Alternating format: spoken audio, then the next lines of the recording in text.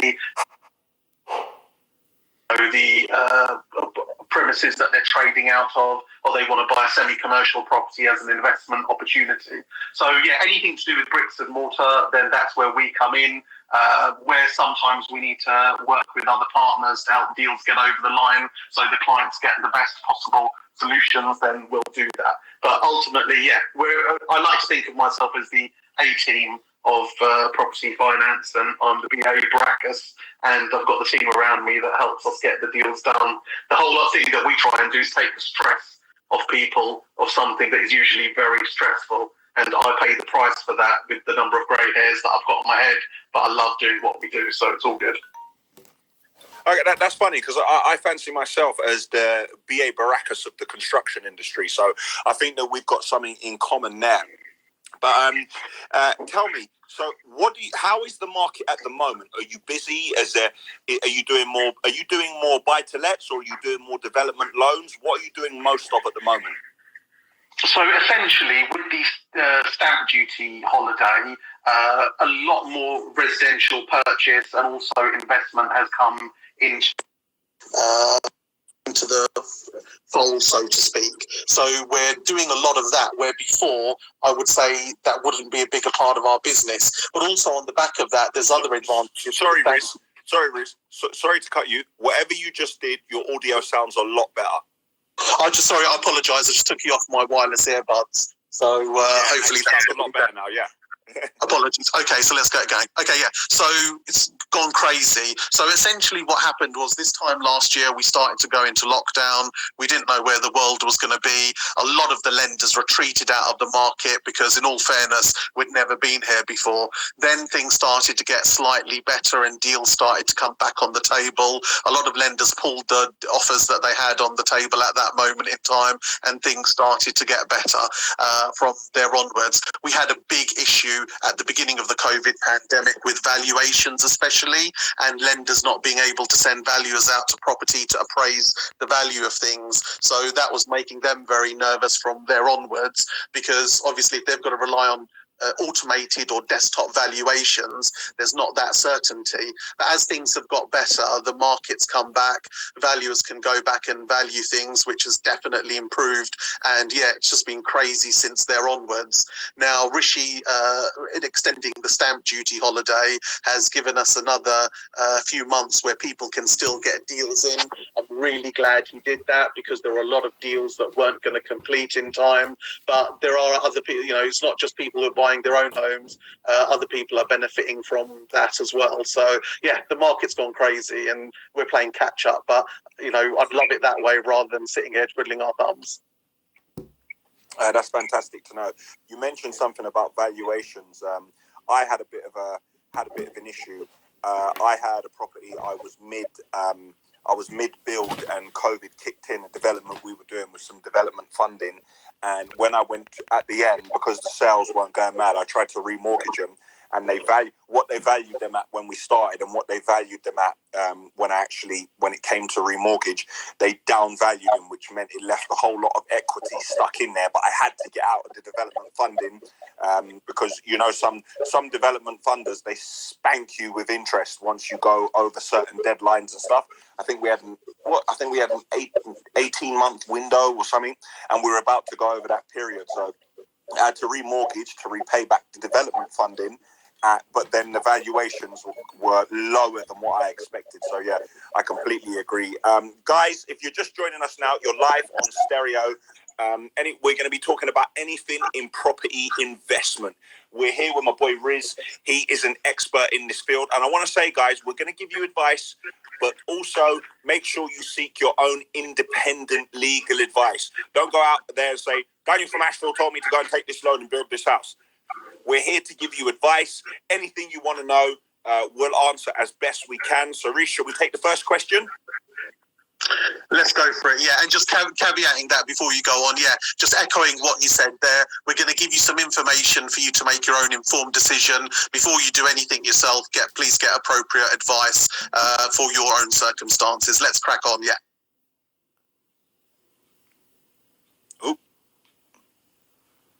What's going on here?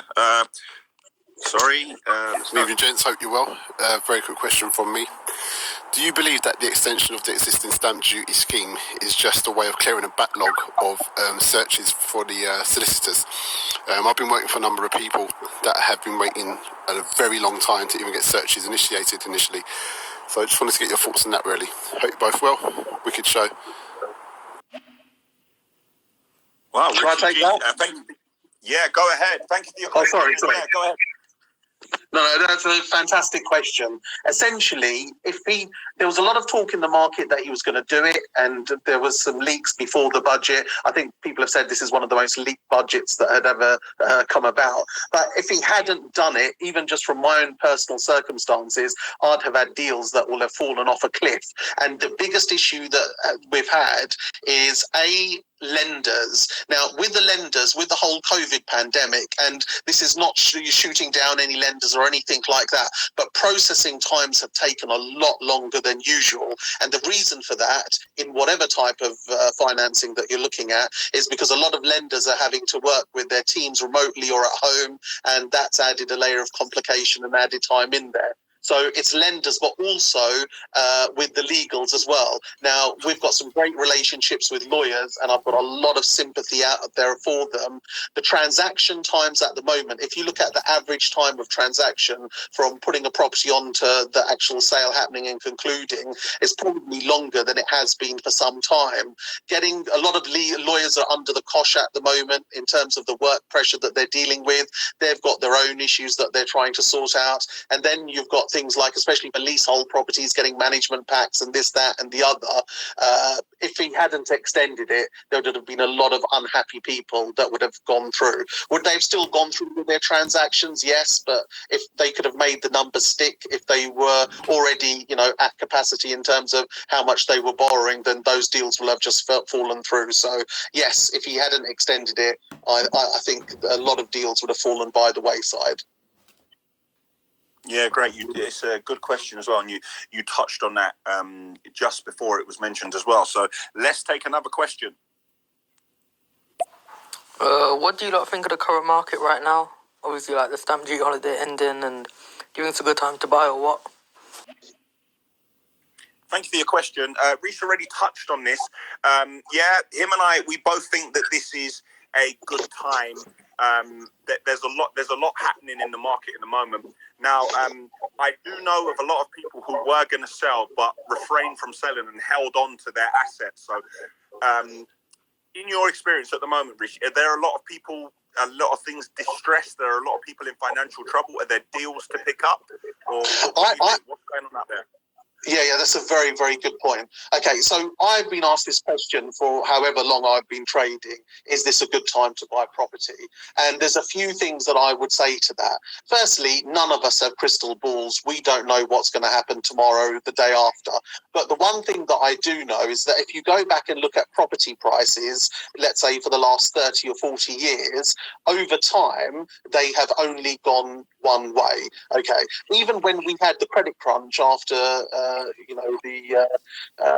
financial crisis, so to speak, whereas some other countries like America suffered very harshly for that, property prices in the UK didn't massively crash because all that happened was people didn't sell. If people aren't buying and people aren't selling, then prices are pretty much stagnant. But all I would say to when I get asked that question is that if I could offer you a property today at the price it was 10 years ago, would you take that on? Yes or no? Now, if you're buying for your own residential use and you're going to live in the property and you're renting at the moment, then the one thing that I say is that what's the alternative? If you can buy something for yourself as opposed to paying somebody else's rent, then that's obviously something that you need to look at. However, if you're buying to buy something on Monday and you think you're going to go in there and paint the walls and flip it on Tuesday and come out with 50 grand profit, I don't think that's necessarily going to happen. There's a lot of argument in our industry at the moment that once this support of the government, especially the stamp duty holiday, stops, stops, then transactions are going to fall off a cliff edge. But the one thing that I've seen, the biggest motivation for the people who are looking to do stuff at the moment is purely because people are looking for more space. We're seeing a lot of people move from inner city outwards. They want more space. They want that extra room. They want something with building potential from there onwards. They don't necessarily need to commute into the centre of London anymore, where they can work at home, and even going forward can work at home. So this whole, as long as the banks keep lending, this argument that properties are going to fall off the edge of a cliff, I would say is a bit muted. It will be very interesting to see when the government does stop the support and the evictions can recommence, what does happen. I think within the next 3 to 6 months, you're going to start seeing maybe some more distressed deals coming onto the market. I don't think they're fed through yet. Okay, and you touched on a couple of things there, and I just want to add to that.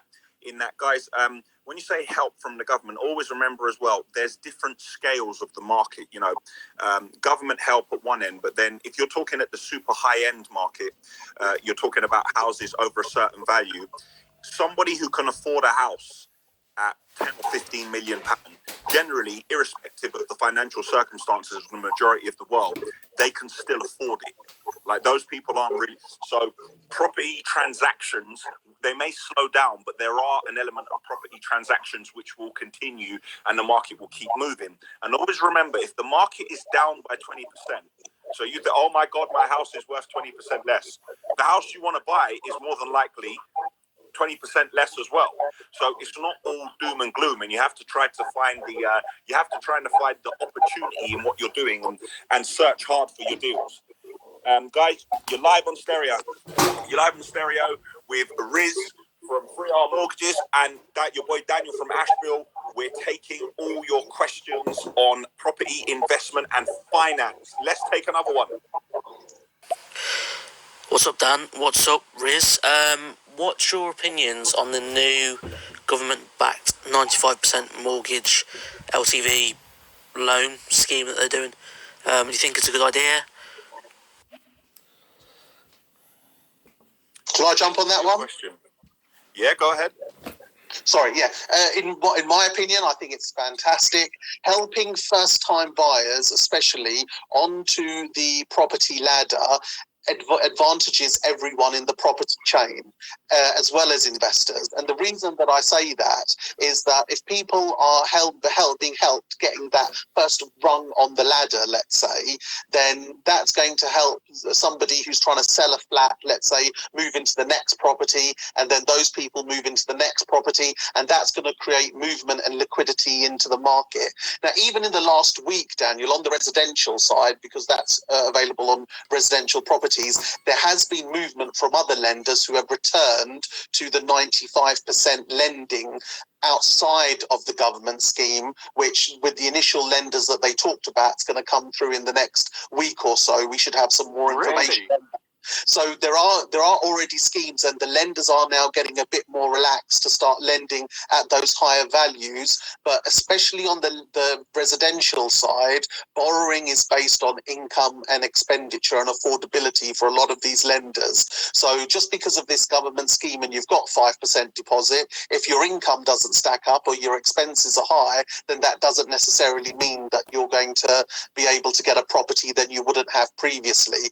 This support and this guarantee gives the reassurance to lenders that they've got a backup in a safety net. So it'll be very interesting, especially in the next week or so, to see what deals these lenders that are coming out in the first tranche are coming out with. But Daniel, a lot of these lenders over the last 12 months have had a fantastic time because there's been a lot of activity in the market, but they're all very keen to do as much quality business as they can. So I'm really looking forward to these deals, and I think that there'll be one thing that will help the market keep going. Riz, that's a really good point. Irrespective of 90%, 95% loan to value, your income still needs to stack up. That's a really good point. That's a really good point for everyone to take down and remember as well, because often when people hear 95% loan to value, they think, oh my God, fantastic, I'm going to get a house. Your income and your expenses still needs to stack up. Let's take another question. Oh, we got Richie G again. Myself and my wife have always bought properties, basically bought them, stayed in them for maximum 3 to 4 years, sold them on and bought over again. My ambition is to buy some land and build property or a number of flats, whatever. What would you say what are the top 3 key challenges you say you'd face in that respect from initially trying to get that off the ground? Wow, Richie, thanks again. Personally, I would say trying to buy at the right level as well. That would be the first thing that I would say. If you do not buy right when you're doing developments, like you're never gonna make any money. Buying right, and then I would say to get your finance in place, Riz, you'll probably jump in here. To get your finance in place is key, but to work with, how can I say, not an understanding lender, but a lender who's willing to work with you. I've done developments in the past where we're mid-development and then the loan must be converted into another loan, and then there's massive fees and you go over by a certain amount of time and they don't want to work with you. They're just in it to skin you alive. Those are the 2 main challenges. Riz, do you want to add one to that? So Daniel, that was a great question. So the first thing that I would say is going and doing standard buy-to-lets to doing a ground-up development is a big jump in terms of what you're looking to do. I echo what you said. Finding the site, you'll be competing with a million other people who'll be looking at doing something like that.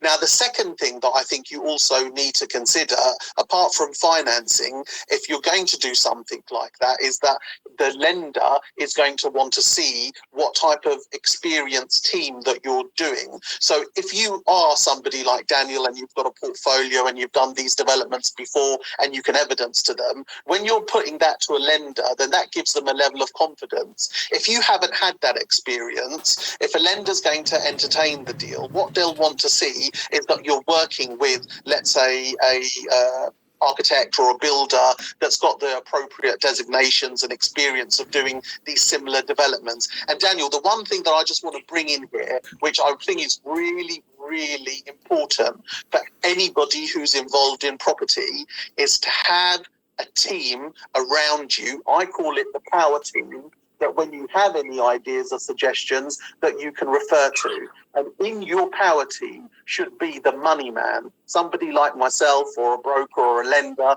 who you can run past the deal and see, does it make sense? Does the numbers stack up? You need a lawyer. If you're going to buy that land and develop on it, speak to a lawyer. Is there anything I need to be aware of? Are they familiar with anything locally of people that have had challenges, etc., etc.? You want somebody who's a good accountant. You want someone who's going to tell you how you need to structure that deal to make sure that it makes sense today and tomorrow. And you need somebody who, obviously, there might be somebody who can help on this call particularly, but somebody who knows the building game inside and out and who can tell you very quickly what you're looking at to see if the deal that you're looking at is going to make your decisions. You're going to look at 20 deals, you might find one, you might look at 50 deals before you find that diamond in the rough.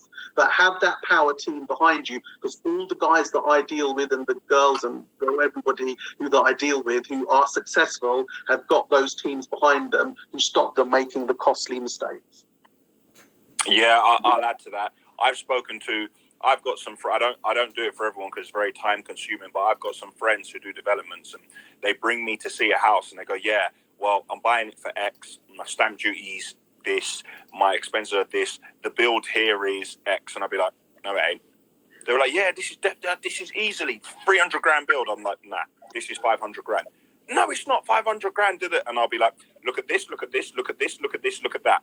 And when you begin to do that, think about this, think about this, think about that, and think about the partly wall agreements, and they're like, "Oh," and I'm like, "Yes." So on that development, that person would have already been 200 grand down, which can get you in a lot of hot water. So yeah, definitely have a money man. So Riz, is that going to be your nickname now, the money man? Oh, it's always been my name, Daniel. I'm always the money man, especially to the wife. So what I would really say there is that you need to have those. And Daniel, you've really said something. You do that for friends if you want to do the development, etc., etc. Do not be afraid to pay people for their professional time. If you're going to have to part with some cash for someone to tell you to stay away from something because something's going to come up on that deal that would have cost you tens of thousands of pounds to avoid, or you can renegotiate that. Do not pay extra. Do not, pay people for their time. Get that honest opinion. By all means, the lawyers might speak to you for 5 or 10 minutes to give you an indication, but do your research. And any property deal, and Daniel, you're going to say the same, research, because I've seen the end of it. I've got deals I'm dealing with at the moment, Daniel, where I'm picking up other people's mistakes that they've made and we're trying to make them good. And I swear to God, it would have been a lot easier if they had done the research up at front and got the situation, because when you try and undo somebody else's work, or when you try and rectify these mistakes, it can be really costly. Yes, agreed. Guys, you're live on stereo with your boy Daniel from Asheville and Riz from R3 Mortgages. Riz, aka the Money Man, is an expert in this field. He does everything from buy-to-lets to development funding. And you know me, guys, I'm in the mix, in the middle of things, doing developments, construction. I'm the man on the ground in the boots, and I'm also in the boardroom sometimes. But guys, I just want to say we're going to give you as much advice as we can, and we're going to share our experiences with you, but you will need to get independent financial advice. Let's take another question. Let's take another one. Here we go. What's going on, lads? Basically, my question is, I'm going to be looking at soon moving my family into a bigger house, obviously, but I will need a mortgage to do that. I currently have a mortgage on the house that I live in now. It was my first house, and I own about 50% of this one, and the other 50% being a mortgage. But I do want to keep the house that I live in now to rent out at some point. What's the best way for me to gather funds or something like that to get a different house using the house that I've got now, and while still being able to keep that, if that makes sense? Riz, I think that you were made for this question. This is like a perfect question for you. Go ahead. You're lining them up, I'll knock them down, Daniel. So, great question. And this is something that we've done a lot of, especially pre-Brexit, where we could not get chains to tie up for love nor money. And we'd come to us with people who had found their dream homes and they wanted to move, but chains were taking forever or falling apart at the last minute. Now, in terms of your questions, I'm going to assume you're saying that you've got a 50% mortgage on the property rather than you're in some shared ownership scenario and it's a standard transaction. What you're potentially asking there is about something called let to buy, okay? Let to buy. And essentially what that means is retaining your current existing residential property, potentially pulling out money for that and using it as a deposit for your next transaction. So what the lender will do is they'll look at the numbers, they'll see what the potential rent is of the one that you've got, and then you could potentially, if there's money to be made there, use that towards the next transaction. Now, the new mortgage that you're taking, usually if the other deal is self-financing and the lender's happy with it, then that shouldn't necessarily be an issue. However, the one thing that you need to bear in mind is that in terms of stamp duty. And this is where you'll need to consult a lawyer or a stamp duty tax expert with regards to that, because historically the issue has been that if you did buy another property with owning something on, you would pay a surcharge on the new transaction. Now, there was, I don't know how long it will still last for, there was a time frame of, I believe, 3 years that if you sold the other property, you could reclaim back the extra that you paid in stamp duty.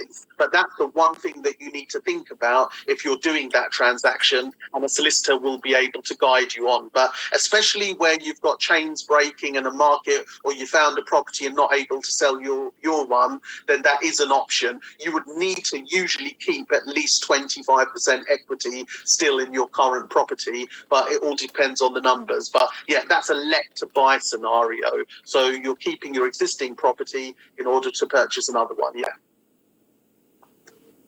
Riz, I'm gonna be honest with you. I didn't even know that term.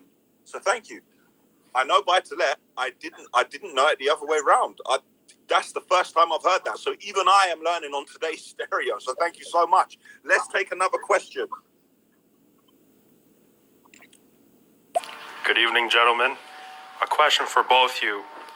You're coming from background of capital finance. I know that there's 1,000,001 ways to do different things. There's down payment this, no down payment, higher rate, lower rate. For Riz, what are the top 3 things that you're looking for to secure a good loan? And for Daniel, what are the top 3 things you do, maybe a little backhanded action, to secure a solid loan? Let us know. Thank you, Derek. I'm not sure what kind of backhanded action I'm going to let you know about on stereo. I'm not sure what kind of. I wouldn't say backhanded action, but I would say relationships are key. You need good relationships with people. You need people in the industry. You need to stay in touch. You may need to do someone a favor. You may be able to add value in their life, in your particular sector. So I wouldn't say backhanders, but I would say that your relationships with people are key. Your relationships with the lenders, your relationships with solicitors, your relationships with estate agents, that is key. I wouldn't say backhanders though. Riz? Yeah, so in answer to your question, to try and secure the best rate, and again, this depends on exactly what you're looking to do. If it's a relatively straightforward vanilla deal, then you should be open to the widest range of deals open in the market. Now, when you're looking and sourcing a deal, there's 2 things to take into account. There's number 1, the cost of doing the deal, so the rate of interest that the lender's charging you. And the second thing that you need to take into account is the cost of setting up that deal, i.e. the arrangement fees, the valuation fees, etc., etc. So if the deal is vanilla, then for both of them, dependent upon what your requirements are, you should say, well, if I'm looking for a deal and I want to be fixed in, let's say, for 2 years, hypothetically, if I factor in the rate and I factor in the arrangement fees, which deal is going to come best? If that's your requirement, that's one way to look at it. I would 100% caveat, though, the more you do, the bigger deals, the buy-to-lets, the portfolios, etc., etc., it's all down to the relationships. I did a deal with a lender and the underwriter on the buy-to-let deal, and the underwriter told me, I really like the deal, I really like the clients and their portfolio, would be happy to do more. So I rang the client and I said, the lender said that they'll be happy to do more. There's a few others here that you've got with no debt on them. Is there anything that you want to do that you've stopped you from doing it? And he goes, yeah, I've done this. I chucked it in with them and they gave the money as well. This game is all, no matter how much we all try and get automated, and there's all these other people out there who are saying that the advice market is dead and we're all going to be run by robots soon, I can 100% tell you that in 2021, this is still a relationship game. The relationship you've got with the lawyers, the lenders, with everybody in the food chain makes a difference. On the vanilla deals, it doesn't. I would say it's not really a case then, but when you're starting to do the bigger deals or the investments or the development, then that's really where relationship is key. Riz, tell us what a vanilla deal is.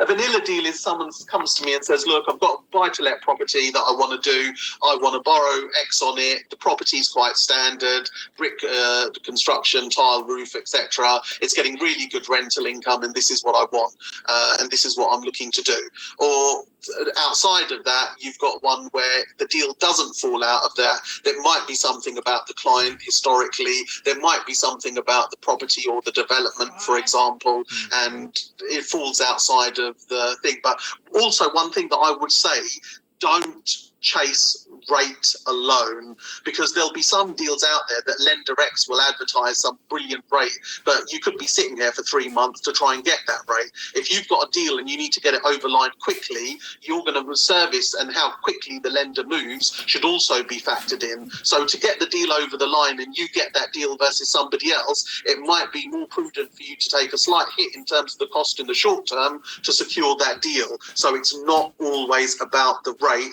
factor in other factors as well, like service, how quickly that you need to do things, when the deal comes up, what are your options from there onwards. I get people call me and say, what's the best rate you can do for this? And I never answer those questions for two reasons. Number one, because in most cases, when I actually see the deal, it's not like how it was described to me in the first place. And secondly, these lenders change their deals on a daily basis and what's available. So I could tell you lender A today, and then you go out and do something later on. It all depends on your personal circumstances. Fantastic. Let's take another question. They're building up a bit. We're going to have to take a few of them back to back.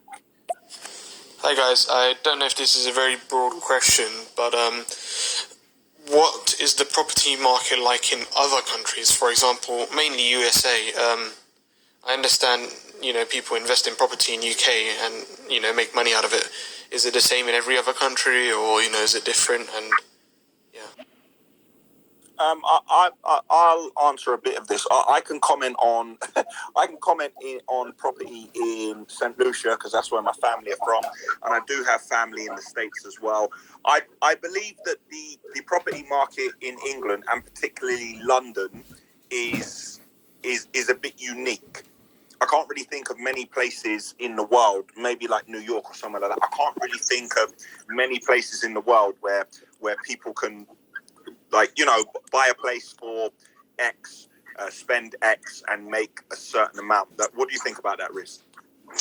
It's funny that question, I think, is as broad as your shoulders, maybe, Daniel. But in terms of across the world, I follow some brokers over in the US, and it's really fun. In some real estate professionals in the US, and really how the markets are correlated is really surprising, because literally the whole thing that we've gone through, especially with COVID, they seem to have followed the same curve, and now they seem to be coming out of it. The market seems to be picking up, but the UK itself is its own little bubble, so to speak, and you've got people from all over the world historically investing and still continuing to invest into the UK. So, I'd say everyone's been affected by the market, especially over the 12 months, but touch wood, we seem to be coming out of it, and we seem to be okay.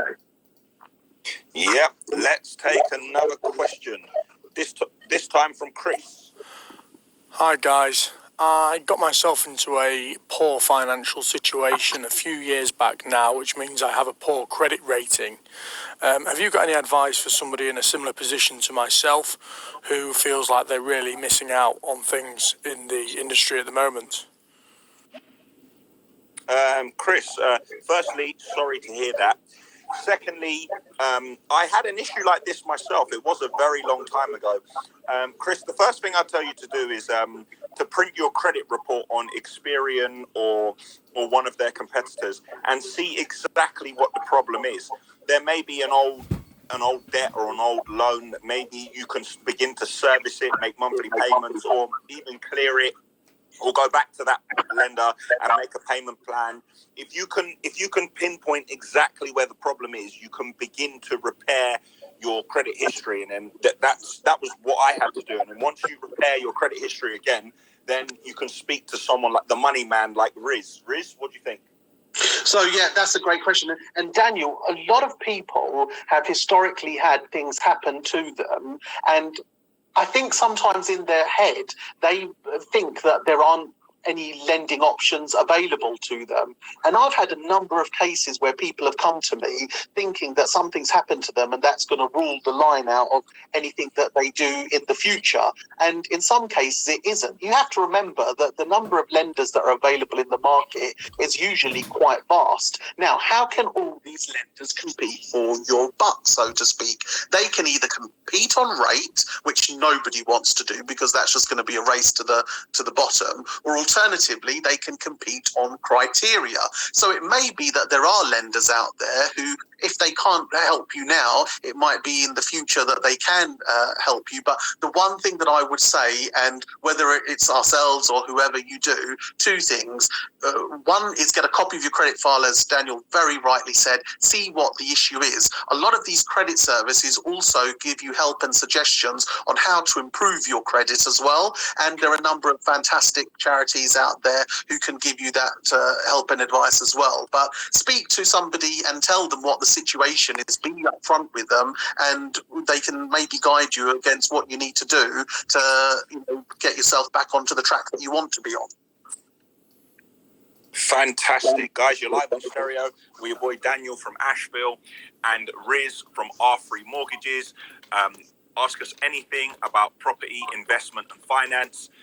Riz, aka the money man, deals with everything from buy to let. And what was the other one, Riz? Let to buy? Buy to let to buy, residential, holiday lets, you name it. Holiday lets, all sorts, guys. But guys, just remember, we'll share everything we can with you from both of our experience. But remember to get your own independent advice. Don't make your transactions based on Daniel from Asheville told me to do it, or Riz the money man told me to. Make sure you get your own independent advice. Let's take another question.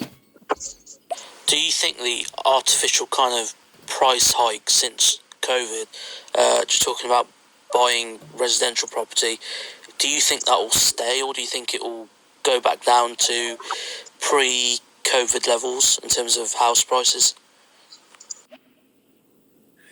Thank you, AZ or AZ or AZ, however you pronounce it. Apologies, mate. I don't know how to pronounce it. I can't really see prices going down. Even if prices do go down, I believe it will be momentarily and then they will just hold. I cannot see a big plummet in prices or a housing market crash, because more often than not in this market, if people aren't in a distressed situation, they just hold on to their property. And you have to remember that people have to live somewhere. Just because if people aren't buying, they're still going to have to rent. We still need houses, we still need homes, and if people aren't in a bad financial state, they tend to just hold on to their properties. They'll hold on for another 2 years. They'll hold on for another 3 years. Riz? Daniel, I can 100% understand the question and the reason for asking it. If you, read any media these days, they'll tell you that the market's going to crash after this support is taken away. And there is the argument that once furlough support kicks out, there will be people who are affected and there might be a dampening down. But again, coming back to this age-old question, the one thing that I would say is that, in my opinion, God isn't making any more land. We're not out in Dubai where they're pumping sand out to make another island or anything like that where they're going to house people. We still have a chronic housing shortage in the UK and a growing population. So I can't see that changing anytime soon. For that reason, it could be that there could be the types of housing